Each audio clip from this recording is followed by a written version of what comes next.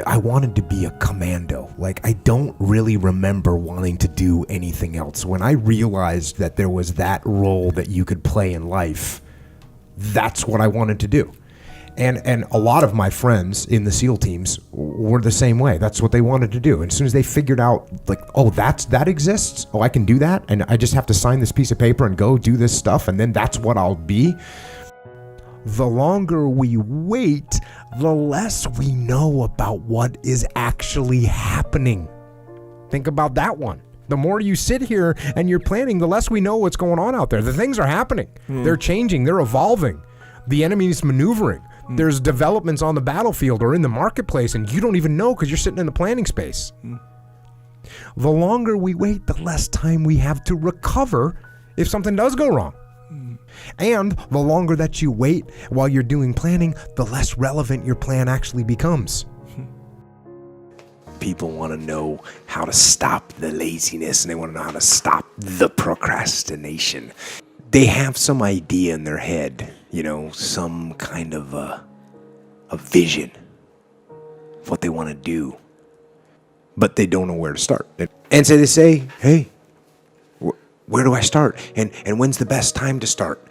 And I have a very simple answer for that. Here and now. That's it. You want to improve? You want to get better?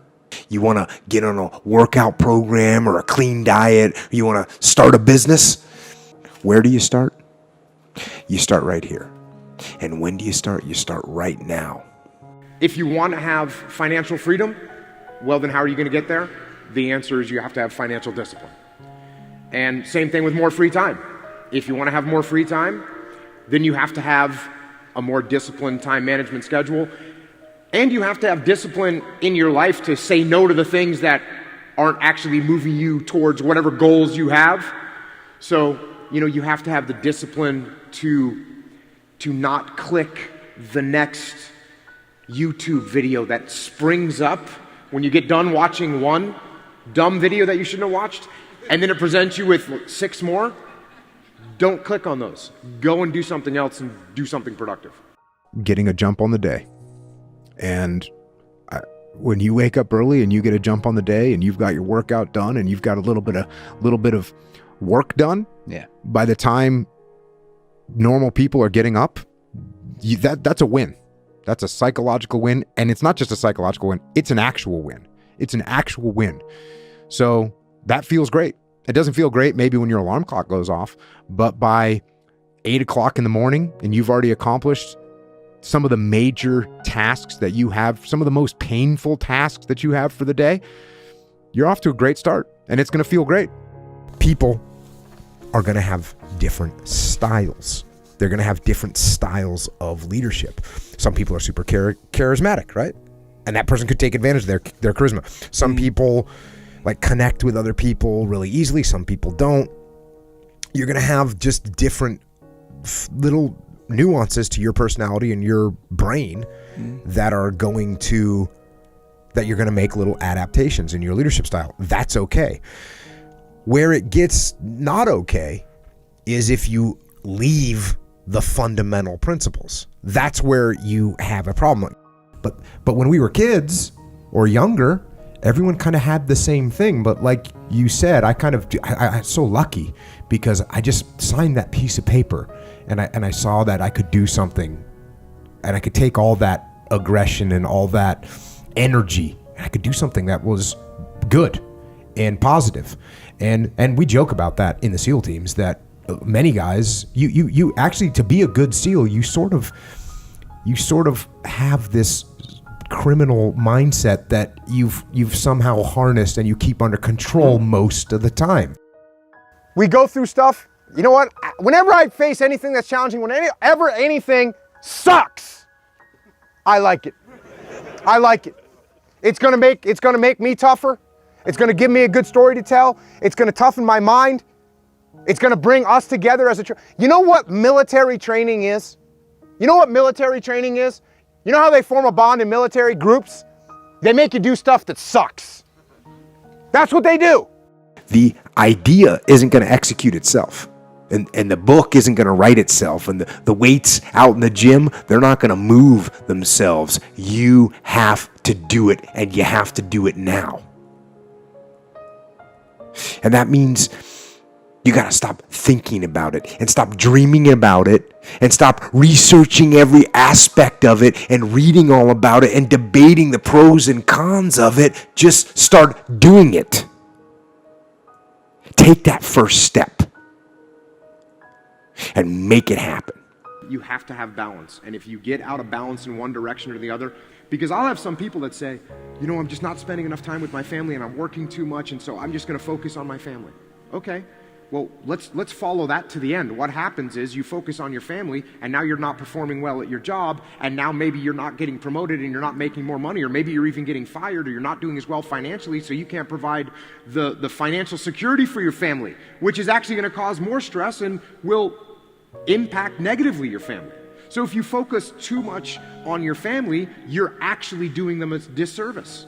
And I know that's hard to understand. The same thing in the other direction. I want to have that long-term goal so embedded in my mind that I never lose sight of it. Ever.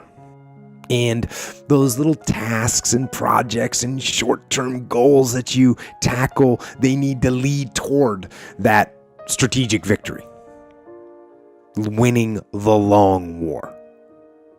Be clear in your mind in what you intend to achieve. Know what you are going to do. That doesn't seem like too much to ask. Certainly in war. And we get very caught up in instant gratification. We want results now. We want the shortcut to the winner's podium. And sometimes, when we don't get that short-term glory that we want, we lose track of those long-term goals. And you look up in 6 weeks or in 6 months or in 6 years, and you've made no progress. It was really one of the most rebellious things that I could do was to join the military. So I come from a small New England town. People get done with high school, they go to college, they get a job as whatever people get jobs as. They follow that very normal path. And I didn't even know anyone that joined the military. And so that was the most rebellious thing I could do. Oh, college? No. Education? No. I'm going to go be a commando. That's what I'm going to do. And it was the most rebellious thing I could do. I think that's one of the reasons why I did it. But how often do we see people going through their lives without knowing what they are trying to do, without having any intent, without having a clear mission? I'm talking on an individual level. As a person, people go through their lives without knowing what it is they want to do, what they want to accomplish. So, know what your mission is.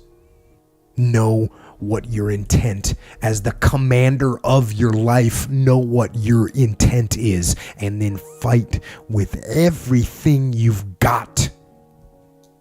You might be afraid that if you subordinate your ego, you will get trampled. But that normally doesn't happen, because subordinating your ego is actually the ultimate form of self-confidence. That level of confidence earns respect. So while the initial thought or feeling might be that you back down, you've actually shown that you have the strength and confidence to give the other person credit, and they will recognize and respect that confidence either consciously or subconsciously. They feel it.